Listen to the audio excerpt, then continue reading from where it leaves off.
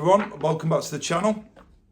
So today I'm going to do a battle report. The wife's out for the day, so I've set the big tables up, set some scenery up, and I'm going to test these rules here. It's Baltic out there. The Chain of Command rules for Modern Combat by Jim Mason. I found it on Facebook. The rules aren't complete, they haven't got anything about vehicles in there or anything, but they've got very good infantry tactics, weapons and everything. Some very good ideas for re-rolling ones on automatic rifles and heavy machine guns. Now I have homebrewed the rules a little bit, and this is going to be a solo game, so I've took some inspiration from Alex from Storm of Steel from his solo wargaming videos about putting cards out and then when they're within 12 inches they appear, and I've done a little crib sheet which is here as well of all the rules for the shooting and the moving, but I've also changed the pinning element. Now modern soldiers are more skilled than conscripts, so what I've done is I've changed the pinning, and I've took some inspiration from Spectre Miniatures for that. So instead of just automatically taking pins, the unit will roll to see their reaction. Do they stay and fight? Do they withdraw? Do they just deal with the casualties? Also on the British trained soldier side, a lot of sections I've got trained team medics within that section that can patch up people. So if they automatically get a kill, they might not lose that casualty. The team medic might be able to patch him up and save him. I've just done simple rolls for this. If we get to it on the table, I'll explain it all then. So without further ado, let's go to the table. I'll show you the forces I've set out. I'll also show you on there some mechanics I'm going to use and what the train is. So thanks very much. I hope you enjoy it. It's not a full battle report because I haven't got the video equipment to do that. I'm not as good as some of these YouTube channels, but I'll try to give you an inspiration of what's happening on here. Okay, thank you very much. Let's have a look. All right then, so let's have a look at the table for today's battle report. What I've just done is I've used buildings and scenery from my World War II Chain of Command. I'm going to set this in some European country where British forces have been peacekeeping and they're going to clear a route. Now, on the table, you can see these cards that I've put out here all the way around. These are the enemy forces. Now, I've put these out randomly. Trust me, I have. And these will correspond to the troop cards when I show you the formations of the troops shortly. I've also done the British jump-off points.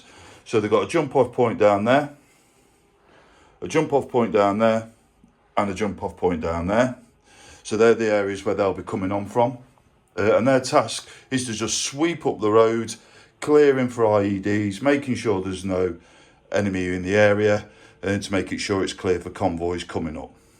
So let's have a look down at the force morale first and the troop elements. So the militia unit is going to start on force morale of 9.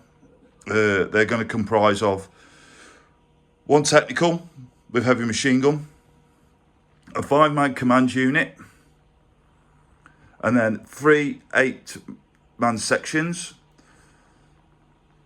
and these are all trained, and then also 1 5-man section at the end. Now you can see the cards underneath them. They're going to correspond with the cards that are on the table. So when the British get level that, they'll return the card over. Then the enemy will roll on a reaction chart, which will show you when that happens, and that will tell you what they're going to do. Are they going to run away? Are they going to stay and fight? Are they going to move forward and try to take advantage? For the British then, let's go over to this side. Their morale is starting on 10, and they have got 3 sections of 8 men with a section commander and a lance corporal controlling the gun team. They've got a 2-inch mortar, platoon commander with radio op, and a platoon sergeant at the back there.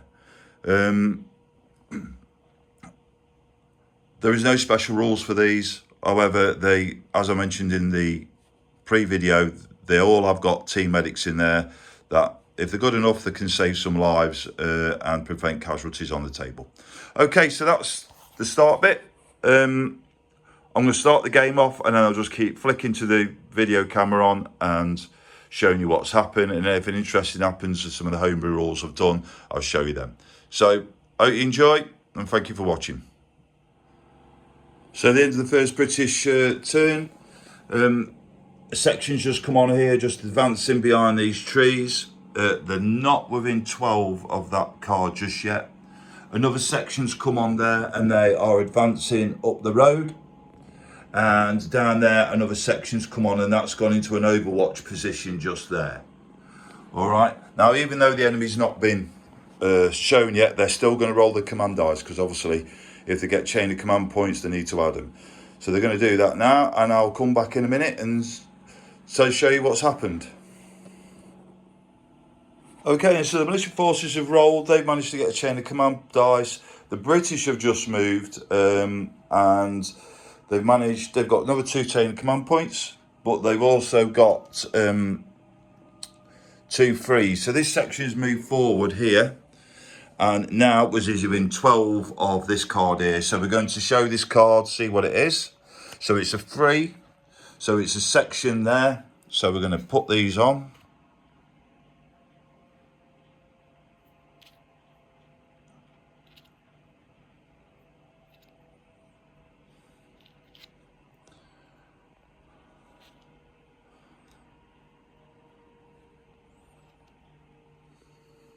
So they're now on here. Now we're going to roll to see what they're going to do, because they've been spotted.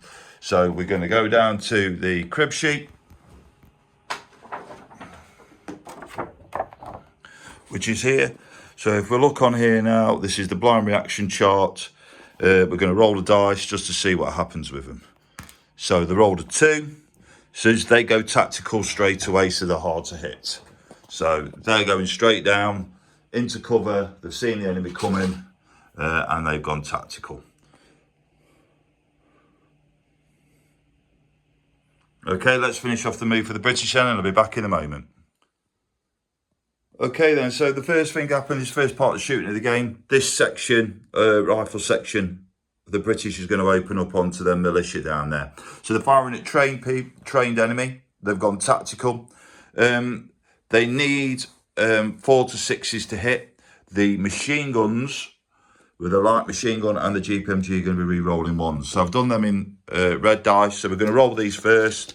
So 4 to 6s to hit. Let's see how many hits they get. So they've got 2 there, 3, 4, 5, 6, 7 hits. There's 2 1s in there that they can re-roll. Oh, and they got another hit there. And now the rifles are going to fire as well. And they got 2 hits. So good shooting by the light machine gun and the GPMG there. So they're now going to roll their save rolls. They are in light cover. So they need 4 to 5 will be a shock roll, and 6s will be kills. So they've got 2 kills, 3, 4 shock. Okay, so first of all, we're going to see if it was the leader that was hit. No, it wasn't. So we're going to remove 2 people from there. Put them to the side. Now we're going to roll their reaction chart. So if we go and look down here, I've set up a reaction chart there. So these are trained. So we roll 1 to 6 and see what happens, how much shock they get, if they're going to withdraw or if they're going to fight. So they rolled a 1. So they now withdraw 3 inches, go tactical, and they will just take the normal shock that they've got, and they got free shock. So we'll do that now. Okay, so the militia just rolled. They can't do anything yet because there's nothing else been possibly identified on the table, but this section is going to return fire back at these ones now they've withdrawn. So remember last time they've gone down 3 inches, they've took the normal shock, but they're going to fire back. There's the commander, section commander is taking 2 points of shock off them. on there. So they're down to 2, so they're going to be a dice down. So they've got 8 for the machine gun, and they've got 1, 2, 3, 4, 5 rifles. We're not going to count the RPGs for the minute. So 8 for the machine gun, 2, 4, 6, 8, and 5 rifles. Remember, the machine guns are re-rolling 1s, and they're firing at trained professional. They're in range, so they'll need 5 to 6s to hit. So they've got 1, 2 hits there, 1 hit with the rifles. They've got 2 1s there, 3 1s, so they can re-roll them on the machine guns. And they got another hit there. All right, so British, they are saving, and I would say they're in hard cover from that there, because obviously they're shooting through that fence, across another fence, into the wood, outside of the woods. So they will need 6 to kill, 4 to 5 shock. And they got 1 kill, and they got 1 shock. All right, is it the leader that's been hit? No, it's not. This is where the team medic now comes in. If he rolls a 1, he's managed to save that casualty from going down and keeping combat effective. So let's see what happens. Oh, and he does roll a 1, so we haven't lost anybody there. But now I need to roll on the reaction chart for that British section to see what they get. Now, if we go across here, these are trained professionals, so this is the middle one. All right, let's see what we rolled. We roll a 3. So they return fire, hitting on D6s, and then withdraw 3 inches with 1 pin. So they can return fire again now, but they only can hit on 6s. And they then withdraw 3 inches and they take 1 pin. So that is their firing maneuver. Basically, they've took the fire in, they've returned fire, and then moved back out of the way of that alignment of fire. So let's do that now. Okay, so that's the end of that British turn. This section's just started to advance over on the left flank. They're starting to push up. This section's going straight up the middle. It's gone tactical. This one, after that fire exchange that we just had, has moved back 3.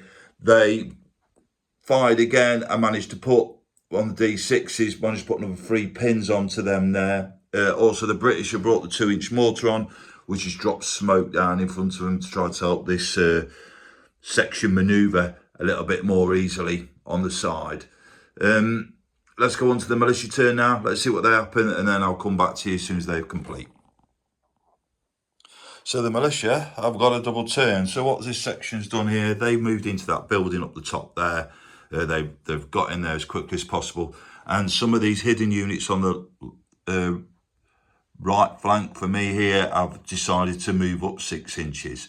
So they're not in PID range, possible identification range yet. But this section here is right in the open. So it's a double turn, and I think they are going to get a little bit of a drumming in a sec. So I'll come back to you in a minute, and we'll see what's happened. Okay, so the militia turn, obviously they've only got 1 unit on here. These opened up onto them down there, did absolutely rubbish, but did force them back 3 inches and made them return fire, hitting on 6s. They caused no casualties up there or anything, but they have now moved back. That fire team's moved across the fence. That one's just tried to hook into the side of the fence going upside there. But it's British turn now. Let's see what happens. Hopefully, this section can get moving, start pushing up. This one needs to start pushing up. We need to possibly identify them there, see what we need. And this section seems a bit open for them. Hopefully be able to push up a little bit on this right flank. So let's see what happens, and I'll be back to you in a minute. Okay, that was a little bit of a crappy roll for the British. 3 4s, a 1 and a 6. Sorry, there was one of them, it was a 5 because they got a chain of command. But they're going to bring the senior leaders on, and I just want to show you how these work. So the normal command for shouting is 12, but they can send go up to 24 using their radios. So this one here, the platoon sergeant can tell them to push up, but over on this side here, the platoon commander's come on at the bottom of the road. He can shout to them there, but then once there, he's going to have to tell them by radio to push up. So he's going to tell that one to push up there, this one to return fire onto that building there, and the platoon sergeant's going to get these ones moving down to the side here. But before he gives that order to that section on the left, he needs to send a radio message. Now, I'm going to roll to see to make sure that radio message gets through. So anything but a 1 on a dice, and that section reacts to what they want to do. So let's have a look and see if it happens. Yeah, they're fine. The radio message has gone through. There's been a lot of shouting and bawling, and they're going to push up. So I'll be back in a minute, and we'll see what happens at the end of this phase. Okay, so that was the end of the British turn. This section did some very good shooting down onto the road down here. So what happened was they fired up onto the building up there. They caused 3 casualties, killed the section commander, and also on the reaction shot forced them out of the building. But that then gave them double the amount of shock, and they have now started to rout off the table. So they managed to clear that position out from there. This section started to move up the side of the road here, and that one's moved up to the fence line there, but is not close enough to turn them cards over just yet. But it's the militia turn next. There's nobody PID'd, so they're just rolling for chain of command points. So let's see what happens. Okay, so militia units have all rolled.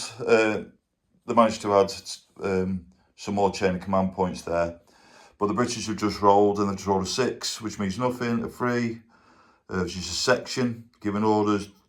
A 2, and a 1. So they've got to make some big decisions they're going to need to do. If they move up there and they turn over it and get the wrong, they could be very hit. So what they're going to do, the section commander is going to use his ability, which is 2, and he's going to see if he can possibly ID that card there. So all he needs to roll higher than a 2, see if he can possibly ID on his sights. He does, so that card's going to get turned over. So let's see what it is. It's a Joker, and the Joker is the technical with the Dushka. So that is parked up right there. That's going to be fun to try to take out. So that's to see what happens over there. And I'll come back to you in a minute and see what happens with the rest.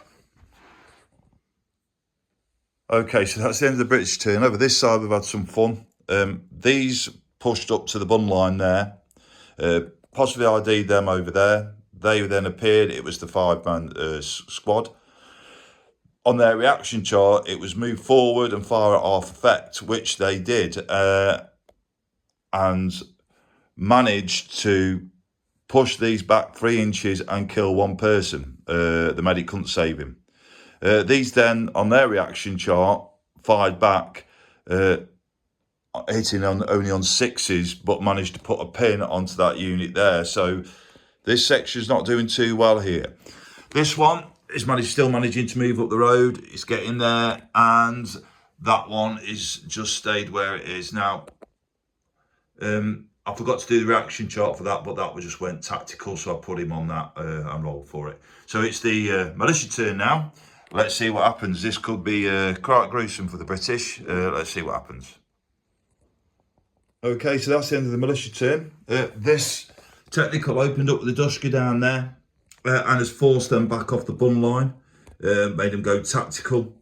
Over this side, this 5-man unit opened up onto this section here.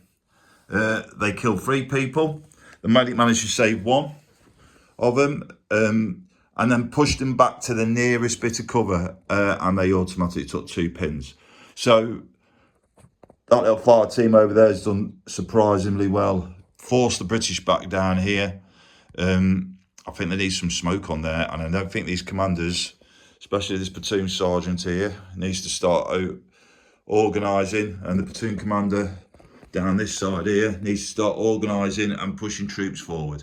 So let's go for the British turn. I'll see what happens, and we'll see in a minute. Okay, so that was the end of the British move.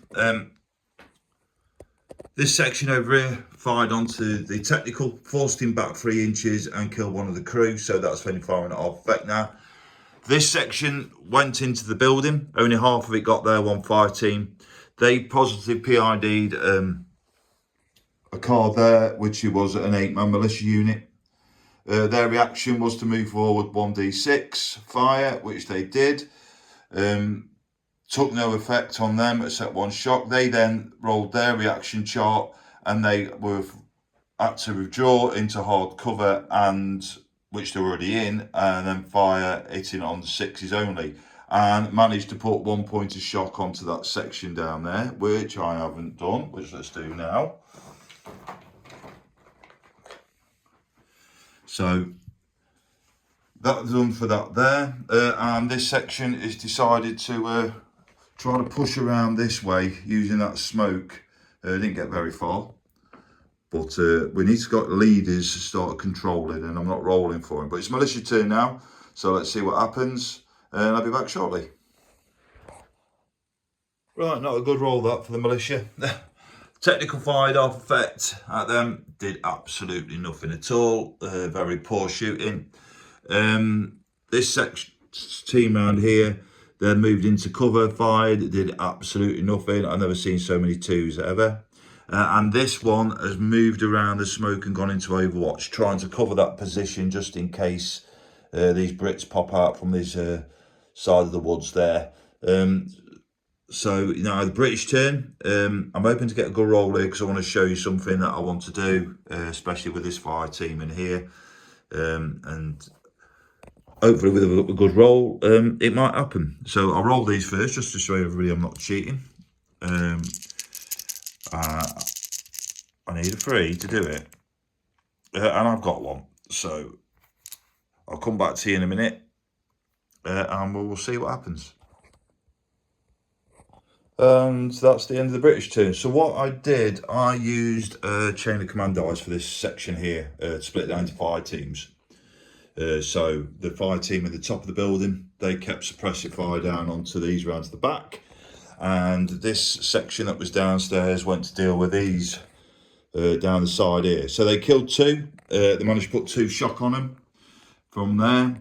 This fire team at the top there killed the leader on there, which dropped their force morale down, and has put some more shock on them, so they're on to 4.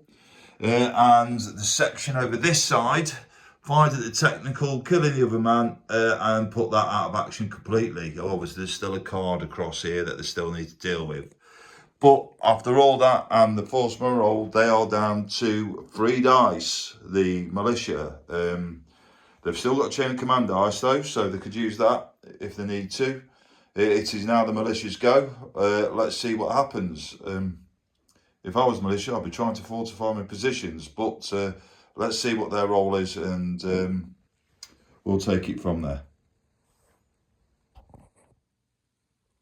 Okay, so with their 3 dice, the militia didn't roll very well. They rolled a 5 to give them the Chain of Command point, a 3 for a section, and a 6, which means nothing. So what they did, this section up here opened up.